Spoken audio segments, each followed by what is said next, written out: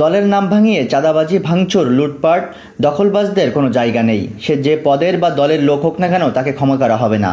যদি উপজেলার কোনো নেতার পকেটের লোকও হয়, এমনকি আমার লোকও হয়, তার বিরুদ্ধে ব্যবস্থা গ্রহণ করা হবে। সাতক্ষীরা তালা উপজেলার ইসলামকাঠি ইউনিয়ন বিএনপির উদ্যোগে ইফতার মাহফিল পূর্ব আলোচনা সভায় প্রধান অতিথির বক্তব্যে সাতক্ষীরা ১ আসনের সাবেক সাংসদ ও কেন্দ্রীয় বিএনপির প্রকাশনা সম্পাদক হাবিবুল ইসলাম হাবিব এসব কথা বলেন। তিনি বলেন, বিগত ১৫ বছর স্বৈরাচারী শেখ হাসিনা কোথাও কথা বলতে দেয়নি, কোনো ইসলামী সভা করতে দেয়নি। ৫ আগস্ট ছাত্র জনতা রোশনালের পরে ভারতে পালাতে বাধ্য হয়েছে শেখ হাসিনা। অন্যায়ভাবে বেগম খালেদা জিয়া, তারেক রহমান ও আরাফাত রহমান কোকো সহ সকল জাতীয় নেতাদের মিথ্যা মামলায় পাতানো সে সাজা দিয়েছে। আমাকেও মিথ্যা মামলায় ৭০ বছর সাজা দিয়েছিল। মঙ্গলবার ১১ মার্চ বিকেলে ঘোনা পল্লী মঙ্গল মাধ্যমিক বিদ্যালয় মাঠে ইউনিয়ন বিএনপির সাবেক সাধারণ সম্পাদক গাজী সুলতান আহমেদের সভাপতিত্বে ও উপজেলা যুবদলের আহ্বায়ক মির্জা আতিয়ার রহমানের সঞ্চালনায় বক্তব্য রাখেন উপজেলা বিএনপির সাবেক সভাপতি মিন্নাল কান্তি রায়, সাবেক সাধারণ সম্পাদক অধ্যক্ষ শফিকুল ইসলাম, সাবেক সহসভাপতি খান আব্দুর রাজ্জাক, গোলাম মোস্তফা, সাবেক যুগ্ম সাধারণ সম্পাদক অধ্যাপক মোশাররফ হোসেন, জালালপুর ইউপির চেয়ারম্যান এম মফিদুল হক লিটু, উপজেলা যুবদলের সাবেক সভাপতি হাফিজুর রহমান, সাবেক chairman S M Liaquat Hossain প্রমুখ।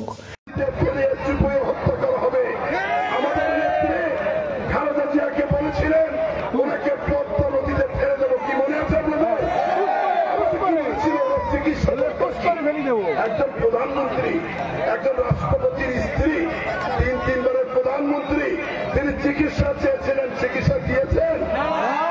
তাহলে বললেন যে ওনার চিকিৎসা তো উনি যেমনি মারা যাবেন। তাহলে তুমি কেন ভারতে বসে এখন বাকবাকুব করছো? তুমি এখন ভারতে বসে চুপ করে ঢুকে যাবা, কি ঢুকতে দেবে না? বলেন দেবেন কিনা বলেন? উনি নাকি কোন জায়গায় আছে বলে খুব কাছে থেকে চুপ করে ঢুকে যাবো। তুমি যেভাবে পালাইছো আর কি তোমার সুযোগ আছে ভাই? তাই আমরা বলি সময় কম, হুজুর আছে না, সময় কম। আমরা বলি এই যে ১৭০০ মতো মারা গেছে, কি আপনারা বিচার সার্কেল কি ভাবতে যাচ্ছেন? বিমান হত্যায় এক সময় আপনারা জানেন যে আজকে বিডিআরের হামলায় আওয়ামী লীগ ক্ষমতা এসে মাত্র ৩ মাসের মাথায় ৬৫ জন আর্মি অফিসারকে হত্যা করেছেন এবং যারা দেশপ্রেমিক অফিসার গুলজার সহ যারা এদেশের মানুষকে ভালোবাসত, এইভাবে একতরফা নির্বাচনের বিপক্ষে ছিল, শেখ হাসিনা তাদেরকে হত্যা করেছে কিনা বলেন না? আপনারা আলেম ওলামা হেফাজতের হামলায় যাদের হত্যা করেছেন বিচার চান না? তারপরে আপনারা জানেন যে সমস্ত মানুষের যুদ্ধ অপরাধীর নাম দিয়ে সাইদি সাহেব সহ আমাদের সাকা চৌধুরী সহ মিথ্যা সাক্ষী দিয়ে তাদের সাজা দিয়েছেন। এর বিচার চান না আপনারা?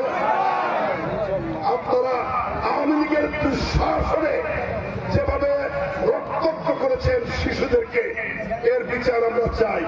তাহলে অবাধ, সুষ্ঠু, নিরপেক্ষ একটি নির্বাচন আমরা চাই।